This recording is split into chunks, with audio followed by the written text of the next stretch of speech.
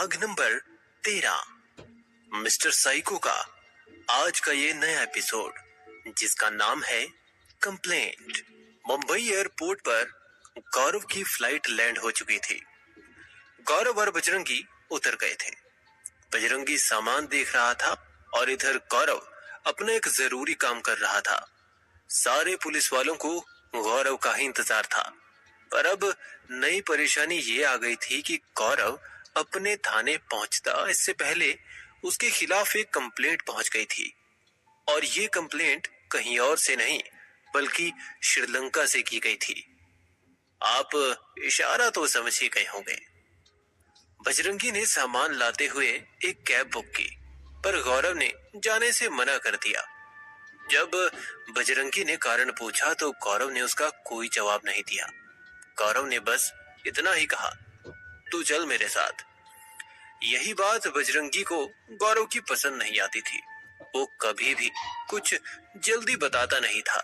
इधर बजरंगी गौरव की कहानी सुनने को भी बेकरार था, पर बात ये हो गई थी कि उसे गौरव की वो शर्त याद आ गई थी, जिस कारण वो चाहकर भी कुछ नहीं कर सकता था।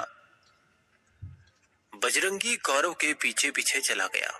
गौरव ने एक एसी वाली गाड़ी को बुक किया। बजरंगी बिना कोई सवाल किए गाड़ी में बैठ गया। गाड़ी चल रही थी अपनी रफ्तार से।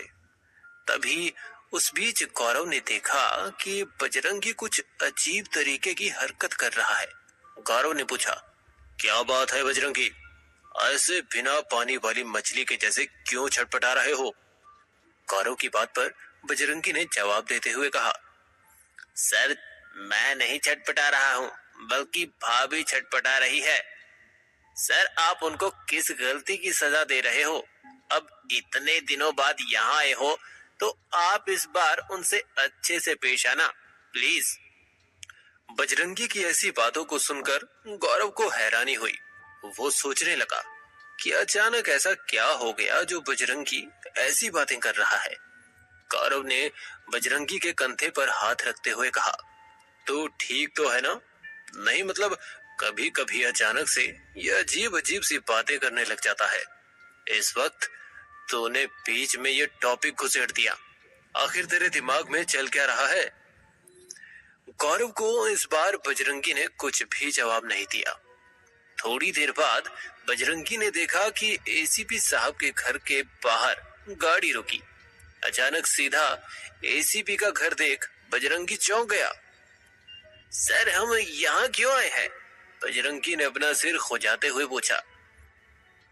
हम यहाँ सर के किए हुए मैसेज का जवाब देने आए हैं, गौरव ने कहा और सीधा गाड़ी से उतर गया। उसके पीछे पीछे बजरंगी भी उतर गया। उसने गाड़ी से उतरते हुए कहा, सर को सच में किसी बाबा या तांत्रिक की जरूरत है, कुछ भी बोलने लग जाते हैं। एसीपी साहब इस वक्त घर पर ही थे। गौरव को घर पर आता देख उन्होंने अपने नौकरों से उनका स्वागत करने के लिए कहा। सभी ने गौरव और बजरंगी की अच्छी खासी खातिरदारी की। जब सारी बातें खत्म हो गई तब एसीपी गौरव को अपने ऑफिस में ले गए। साथ में बजरंगी भी उनके साथ चला गया। इंस्पेक्टर गौरव, तुम यहाँ से क्या गए? यहाँ एक से बढ़कर एक कांड होने शुरू हो गए। एसीपी ने फीकी हंसी हंसते हुए कहा, ऐसी बात नहीं है सर, वैसे भी मैं रहूं या ना रहूं किसी को इससे कोई फर्क नहीं पड़ता। गौरव ने अपना दर्द बयां करते हुए कहा। एसीपी भी गौरव की बात को पल में समझ गए। एसीपी ने गौरव को समझाते हुए कहा, ऐसी बात नहीं है गौरव, तुम्हारी जरूरत सभी को है, इसीलिए तो मैं तुम्हें कॉल करने को कह रहा था, पर तुम यहीं आ गए, अच्छा लगा मुझे। एसीपी ने इतना कहा और निराश हो गए। ये देख बजरंगी ने डरते हुए पूछा, क्या बात है सर, आप इतने परेशान क्यों दिखाई दे रहे हैं? कुछ हुआ है क्या? बजरंगी की बात का जवाब देते हुए एसीपी ने कहा, हाँ बहुत बड़ी गड़बड़ हो गई है। नेता मनोहर नाथ जी का खून हो गया है। जब से उनका कत्ल हुआ है शहर में आए दिन पुलिस के खिलाफ रैलियां निकाली जा रही हैं। एसीपी ने सब कुछ बारीकी से बजरंगी और गौरव को बता दिया। बजरंगी ये सब सुनकर पूरी तरह से हैरान था, मगर गौरव को देखकर ऐसा बिल्कुल भी नहीं लगता था।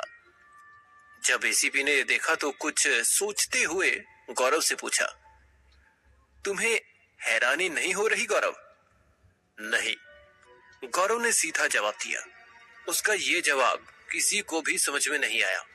एसीपी और बजरंगी एक दूसरे को देखने लगे। दोनों एक अजीब ही मुश्किल में पड़ गए थे। दोनों ने एक साथ सवाल पूछा, क्यों भला? गौरव ने अपना चश्मा नीचे उतारा और गहरी सांस लेते हुए बोला, क्योंकि नेता को उसके किए की सजा मिली है। 500 करोड़ भी तो उसके फार्म हाउस से बरामद हुए हैं। मैं भले ही अपने देश, अपने शहर से दूर था, मगर मुझे यहाँ की पल पल की खबर पता थी।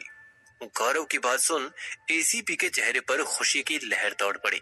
इधर बजरंगी ने भी अपने सर की तारीफ की। एसीपी ने कहा, मगर हमें कातिल को तो ढूंढना पड़ेगा ना गौरव। पब्लिक को हम क्या जवाब देंगे? हमें ढूंढना पड़ेगा। इससे आपका क्या मतलब है सर? गौरव इस बात से अनजान था कि केस उसे सौंपा जाने वाला है। इसीलिए उसने जब ये सवाल पूछा तो एसीपी ने उसे सब कुछ बता दिया।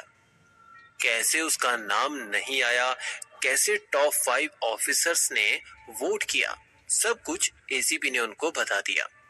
सारी बातों को सुनकर गौरव ने अपना फैसला लिया। गौरव ने कहा, आई एम सॉरी, बट मैं ये केस नहीं ले सकता। कारण आप दोनों को भी पता है, इसीलिए मुझे फोर्स ना करें। गौरव का फैसला सुन एसीपी को झटका लगा। साथ ही बजरंगी भी हैरान हो गया। ये तुम क्या कह रहे हो गौरव?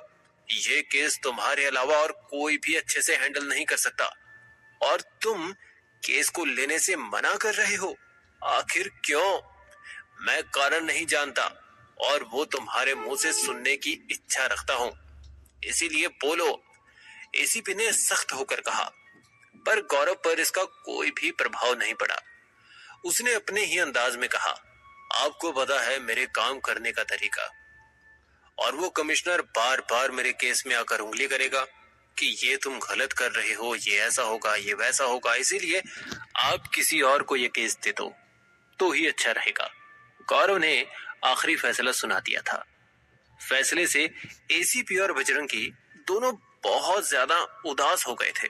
दोनों को यकीन नहीं हो रहा था, और वो दोनों गौरव को जानते थे। उन्होंने आगे उससे कुछ भी नहीं कहा। तभी उन तीनों के बीच में कमिश्नर ने कदम रखा। वो सही मौके पर आया था। उसे देख एसीपी ने कहा, तुम सही वक्त पर आए हो विमल, तुम्हारी जीत हुई। गौरव ने केस लेने से मना कर दिया है। एसीपी की बात पर कमिश्नर विमल ने गंभीर होते हुए कहा, वैसे भी वो ये केस नहीं ले सकता चितरंजन साहब। आप कारण सुनेंगे तो चौंक पड़ेंगे। चितरंजन ने फिर कारण पूछा तो विमल ने हंसते हुए कहा, ये साहब श्रीलंका में अपने सीनियर ऑफिसर को थप्पड़ मार कर आए हैं। इनको तो अपने सीनियर को मारने की आदत सी लग गई है। उन्होंने इनके खिलाफ कंप्लेंट भी भेजी है। ये देखिए। विमल ने कागज दिखाया जिसमें कंप्लेंट लिखा हुआ था, और फिर एक ही पल में गौरव को केस से हटा दिया। दिन खत्म हुआ। शाम को गौरव अपने घर पहुंचा।